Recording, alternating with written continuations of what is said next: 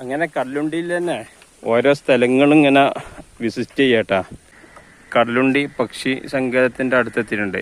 അപ്പോൾ ഇവിടെ ഒരു ബോർഡുണ്ട്.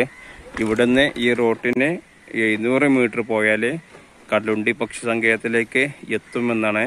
കടലുണ്ടി പക്ഷി സങ്കേതത്തിൻ്റെ ഈ സൈഡ് കടലുണ്ടി, കോഴിക്കോട് ജില്ലയിലെ കടലുണ്ടി പഞ്ചായത്തും അതിൻ്റെ മറുകര അപ്പുറം മലപ്പുറം ജില്ലയിലെ വള്ളിക്കുന്ന് പഞ്ചായത്തുമാണ്.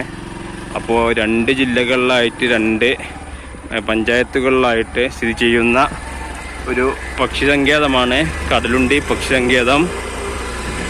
അപ്പോൾ മുമ്പ് കണ്ട റോഡ് നേരെ അങ്ങോട്ടല്ലട്ടാ, അവിടുന്ന് 1-2 റോഡുകൾ വളയാനുണ്ട്. അപ്പോൾ ഇതാണ് കടലുണ്ടി പക്ഷി സങ്കേതം എന്ന് പറഞ്ഞിട്ട്. അപ്പോൾ ഇവിടെ pay parking 8 AM to 6 PM vehicle risk. അപ്പോൾ ഇവിടെ പാർക്കിംഗ് ഉണ്ട്. അപ്പോൾ നമുക്ക് എന്തായാലും വണ്ടി പാർക്ക് ചെയ്ത് അങ്ങോട്ട് പോവാം.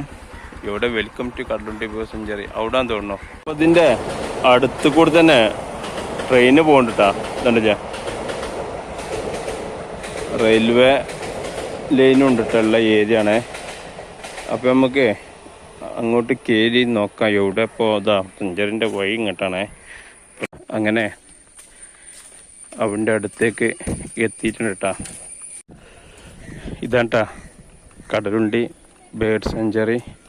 ഇത് ആ കാണുന്നതാണ് കടലുണ്ടി കടവ് പാലം. ഇവിടെ ആ കാണുന്നതാണ് നമ്മൾ നേരത്തെ തീവണ്ടി പോയില്ലേ, ആ റെയിൽവേ ലൈനാണ്. ഇവിടെ ബോട്ട് സവാരിയൊക്കെ ഉണ്ട് കേട്ടോ. ഇതാ കുറേ ബോട്ടുകൾ സവാരിക്കായിട്ട് റെഡിയായി നിൽക്കുന്നുണ്ട്. ഇവിടെ ഇപ്പോൾ പക്ഷികളെ സീസൺ അല്ലാത്തതുകൊണ്ട് ആള് കുറവാണ്.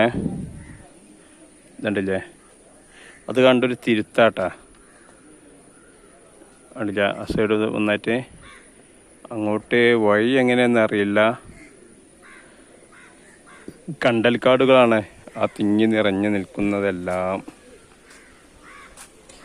കണ്ടൽക്കാട് കണ്ടില്ലേ, കണ്ടൽക്കാടാണ് ഈ കാണുന്നത്.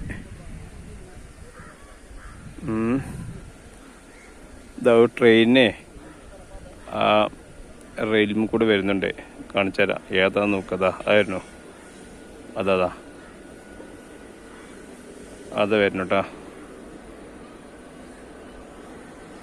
അപ്പോൾ ഇതിൻ്റെ ഉള്ളിലൊക്കെ കയറിയിട്ടാ. പക്ഷെ ഇവിടെ ഇപ്പോൾ സീസണില്ലാത്തതുകൊണ്ട് ബേർഡ്സ് ഒന്നും വന്നിട്ടില്ല.